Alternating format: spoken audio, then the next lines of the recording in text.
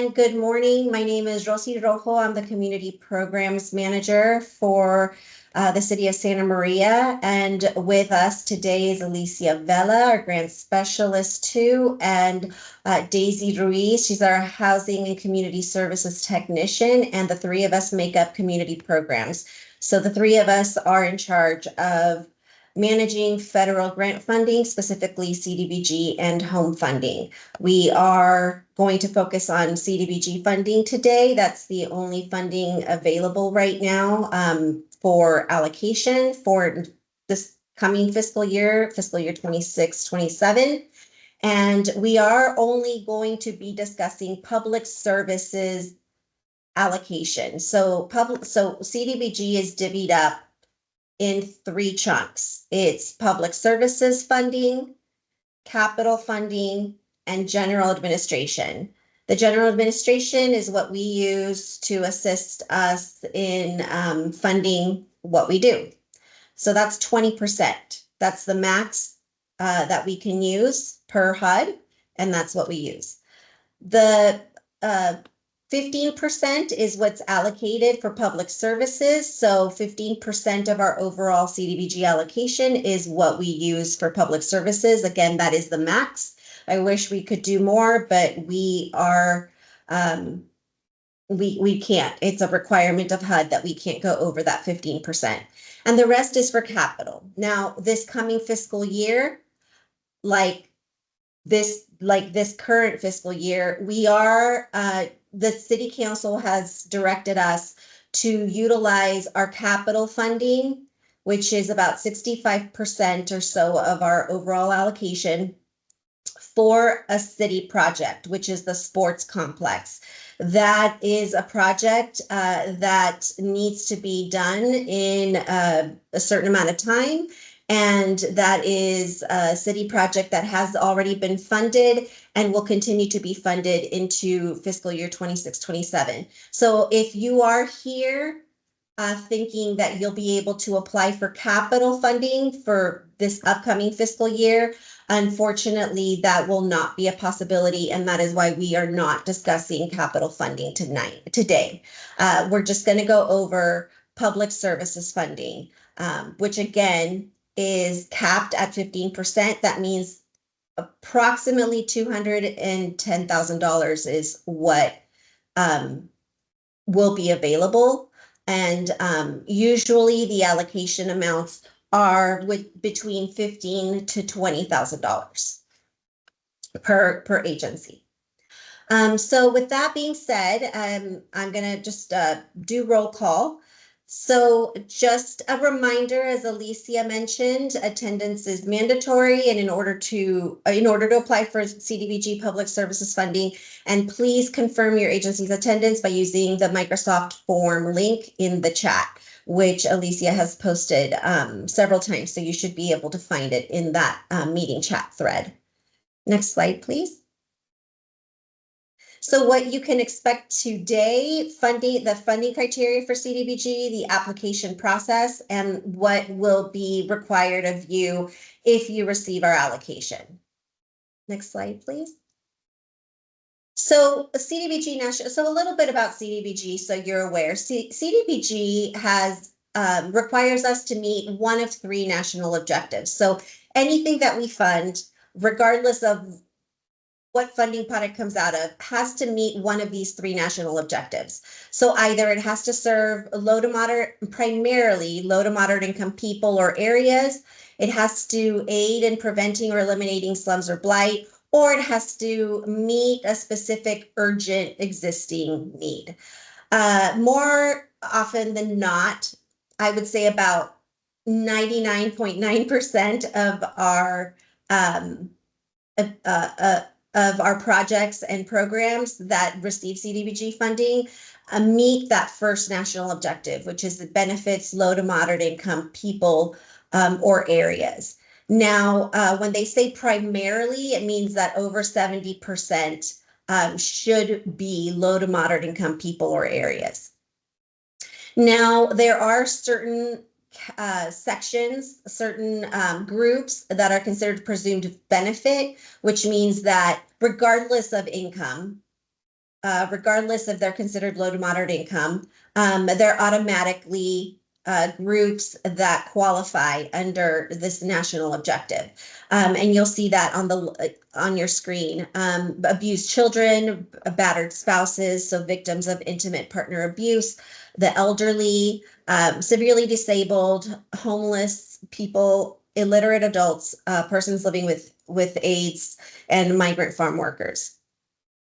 So also keep in mind the group titles are what HUD categorizes them as. So I do realize that, for example, battered spouses, we now know that we use victims of intimate partner abuse, not battered spouses. That being said, that HUD is still, the group is still called that. So we're just trying to stay with the HUD verbiage. So in case you want to defer back or look into it, it's easier for you to find based on HUD's use of words. Next slide, please. So every year, on top of these national objectives, we do look at the needs in the community. And we did that earlier this year, and we went to City Council to present the findings. And the City Council meeting was September 16th. And at that meeting, we expressed that based on our research of the community needs, they pretty much have stayed the same. So on your screen, you will see the priority needs. They include the assisting with the prevention of homelessness, addressing critical need, assisting at-risk youth, the elderly, and the underserved, expanding educational development opportunities, providing affordable housing, and revitalizing existing neighborhoods. So they are listed in no particular order of importance. They're all important. We just wanted to have a way that we can refer back by putting A, B, C, and D. Also keep in mind that public services usually, because of the nature of the work and because of the amount that we provide for public services, priorities A and B are usually the ones that are funded through public services. Next slide, please. So for next year, we don't have our overall allocation amount for next year, but we are basing it on what we are receiving this year. So this is just an estimate. So we anticipate getting about the same as last year, which, or sorry, this funding cycle, 25-26, we expect to get the same next year as this year, which is about $1.4 million. And again, you'll see the breakdown as I explained earlier. 15% is set aside for public services, about 65% for capital, and 20% for general administration, which is what we keep for staffing and for fair housing. Next slide, please. So CDBG Public Services also has local criteria. So again, priorities A and B will be considered for CDBG Public Services. CDBG funding must target Santa Maria City residents only. The reason being that other cities in our county and the county itself receive CDBG funding, and we can't use our funding for areas outside of the city limits, since they have their own as well. Agencies must not provide a duplicative service, the exact same service as another agency. So, I mean, I think that for the most part, most agencies in our community, while they might offer similar services, they might focus on different populations. So, we can cross that bridge if we come to it, but I don't feel like that's ever really been an issue. Agencies must demonstrate that funding is sought from various sources. So we can't be your be all end all. We can't be the only funding source to keep your organization afloat. One, there's no way we could be with the amount of money that we allocate. Again, it's between 15 and 20,000. It would be difficult for any agency to be able to stay afloat with that amount of money. Agencies should have adequate administrative capacity to manage CDBG funding. CDBG funding is it requires it requires documentation. It requires someone from the agency to stay organized and on top of all the requirements that come with the federal funding. So just want to be very upfront with that, that it is not just we'll write you a check for whatever is allocated. You have to, we operate on a reimbursement basis. So that means the agency has to pay for the services and then ask for reimbursement from us and submit the documentation necessary so that we can reimburse you. And the reason we do that is because, believe it or not, we have to report all that to HUD. So we have to show proof that every single penny was spent as promised. So if it's not documented, it didn't happen. That's basically the way they look at it. So we are required to do that. And so hence why as a subrecipient, you'd be required to do that. Priority will be given to agencies that have been in existence and have effectively provided services for at least 3 years. So again, if you're a newer agency, it would just, we don't have the established accomplishments that are ideal. I'm not saying we wouldn't, you wouldn't be considered. It's just, it's just difficult if we don't know if you're a tried and true, stuck around for the first 3 years, or if you're a startup, what can we compare your accomplishments to? Agencies should provide services that reduce city or other government costs. So we do rely on our nonprofits to be able to offer services we can't offer. No one does it better than all of you when it comes to providing the services you do. There's no way that the city could do what you do. So therefore, that's the city is okay with providing this funding to you because we know that you're providing a service that goes above and beyond what we'd be able to do. So we look at that too, is, how can you help, basically not necessarily us, but how can you help our residents? Agencies should provide an efficient level of service at least cost possible. So that's another thing we do look at. We will ask for you for financials. We will ask how, the money spent. So for example, if something's, seems like it's an exorbitant amount of money, if a service, it's, we do question, why is the service costing so much? And is there anything that can be done to maybe reduce that cost? So next slide, please. And I do want to be very upfront with some changes that happened earlier this year. The executive orders from the new administration. There are executive orders that we are being asked to abide by. If you are an existing subrecipient, you received the addendum to the contracts, so you're aware of this. But for those who aren't current subrecipients, this may be new to you. But we just want you to be aware of what we are being asked to share with you and how this affects the CDBG funding. So on your screen, you'll see the 3 executive orders that affect CDBG. Federal funding can't be used for gender ideology, elective abortions, or public benefit for those who are undocumented. So if you have any questions about that, I'm happy to answer them at the end of the workshop.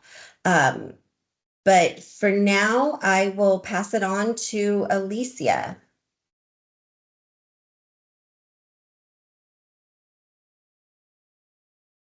Hello. So I'll be going over the application process.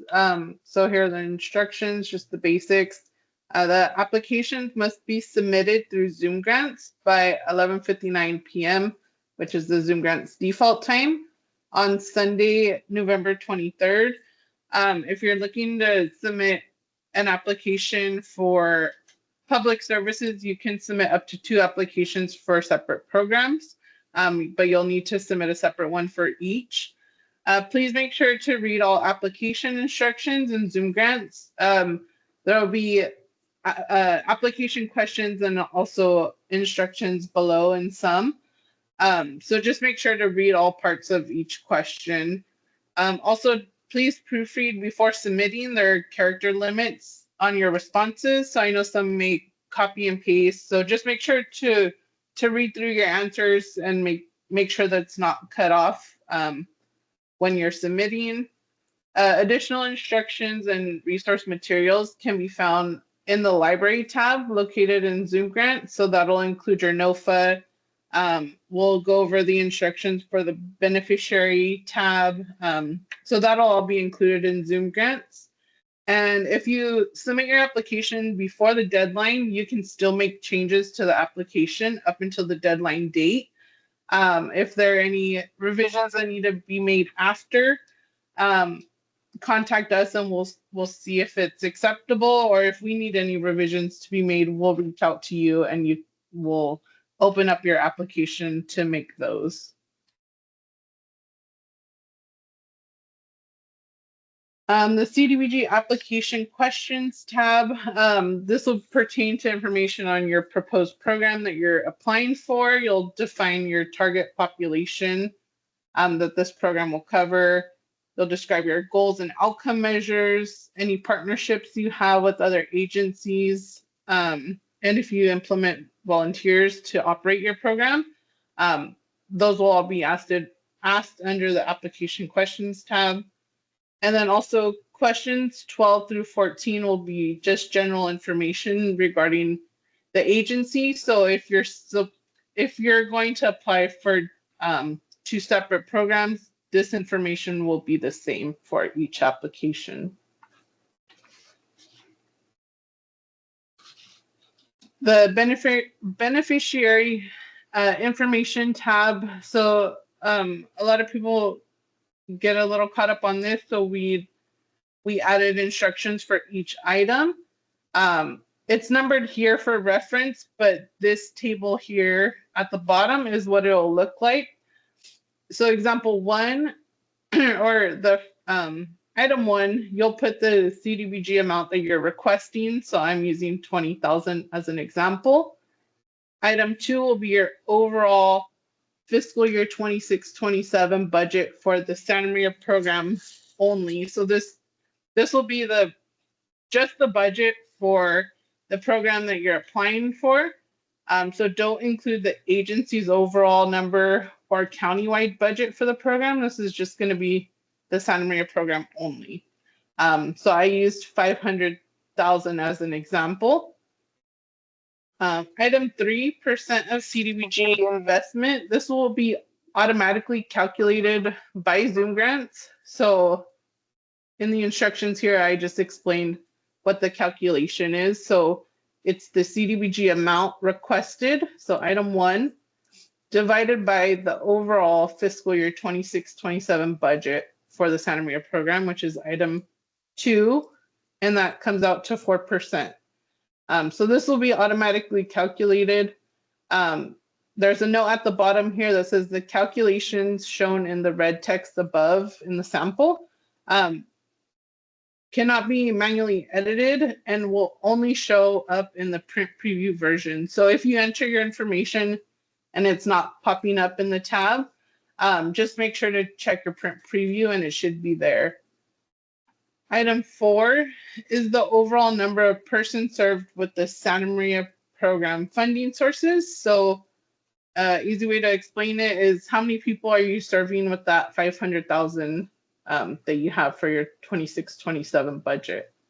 So I just used 300. And item 5 will be automatically calculated, and that will be the % of the CDBG investment multiplied by, so item 3 multiplied by item 4, which would be 300, and that's the expected number of Santa Maria persons to be served with the CDBG funding that you're requesting. So hopefully these instructions help. We'll be sharing this PowerPoint after the meeting, and then they'll also be available in the Zoom grants library. Does anyone have any questions on this section before we move on to the units of service?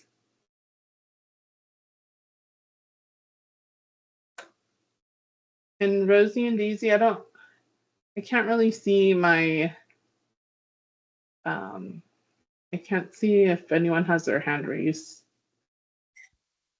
We do have a question. The deadline for applications, they are due the 23rd, Sunday, the 23rd at 11:59 p.m. Yes. I don't see any other questions in the chat. Okay. So we'll move on to units of service. This is also part of the beneficiary information tab. So it's this section here in gray. So you'll just explain what the program's unit of service is. I just used meals. It could be bed nights. It could be hours of counseling. So it just depends on what type of service you're providing. So here in the small box, you're just going to put the estimated units of service per one person. So for this one, it'll be approximately 100 meals per person served. So this is just an estimate. And then this is just an explanation of how we'll report. So the 12 persons that were mentioned in the previous slide, multiplied by 100 meals, that's the anticipated number of meals served with the CDBG funding that you're requesting. Does anyone have questions on that? All you need to fill out is the explanation. The explanation of programs, units of service, and then how many units of service per person. And next we'll move on to the CDBG budget tab. This will be for the proposed program only. Column A will be the fiscal year 25-26 budget for the proposed program. Column B will be the fiscal year 26-27 budget. And column C will be the amount that's requested for the program that you're applying for. And as I mentioned before, it should only include the funding that's received for Santa Maria services only, not countywide or the entire agency budget. And this is just a screenshot of what the budget tab will look like. This is the revenue portion. And this is the expenses portion. So you'll list your overall budget for 25-26, 26-27, and then you'll break down the amount that you're requesting for CDBG. So say I use 20,000 as the example. What are you going to use that 20,000 for? So you'll break it down here. If you're going to use 10,000 for salaries and 10,000 for direct assistance to individuals, you'll break it down here. And then there's also a budget narrative section. You can select up to 3 line items here. You just make sure to explain what those line items consist of. So what exactly is direct assistance to individuals? How will you be spending that money? If you're doing salaries, explain what positions you'll be covering. Just a brief explanation of what you're spending the money on. And I think that's it for budget. And then I'll turn it over to Rosie, or sorry, to Daisy Ruiz.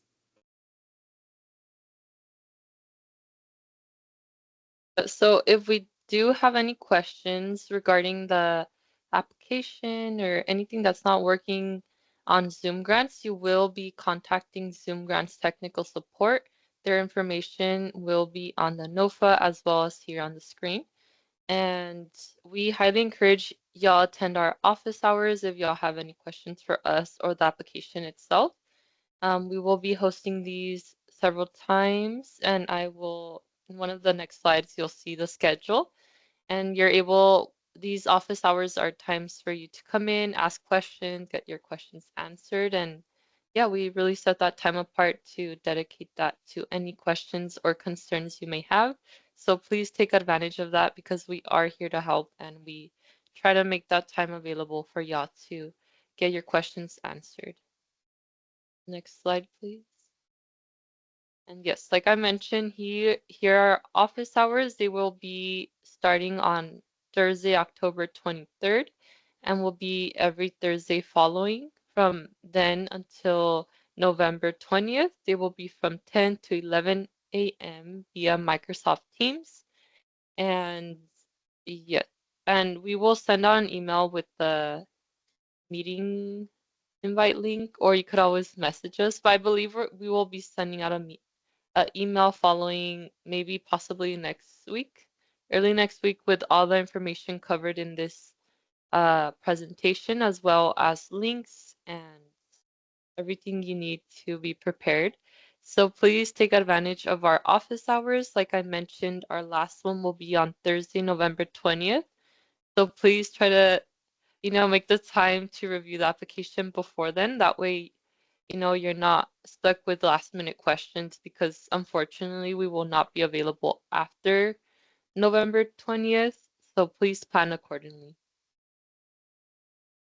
Next slide, please. And yes, if your application is determined to be incomplete, it will be forwarded to our Block Grants Advisory Committee. They will review circumstances and decide whether to accept or reject the application. And if you are awarded funding, there's post-award requirements that help with the management and administration of this grant. This includes requests for payments, client intake forms. We have quarterly reports due, as well as the annual report, which is the final report. We also do site monitoring, and it's important to keep good records. You can always review this video in the future, look back on it to get more information. And our webpage will also have more information on these reports and how to fill them out. And as always, we're always open for questions as well. And then here is the postcard of the important dates for the funding process. This is included in our NOFA. But yes, these are just some helpful dates to keep in mind and are very important, especially if you do plan on applying for our CDBG program funding. As you can see, there's a lot of meetings coming up and important, this is just important to have. The timeline is subject to change at any moment, so please always refer to the information posted on the NOFA because any changes that come through we'll make sure to update on there. Yes, if you have any questions, here is our contact information. We're always happy to help and very willing to answer questions. Like I mentioned, Alicia will be sending out an email early next week with all the slides as well as all the links and helpful information. So be on the lookout for that. And thank you for your time. And now I'll pass it over to Rosia and Alicia to see if they have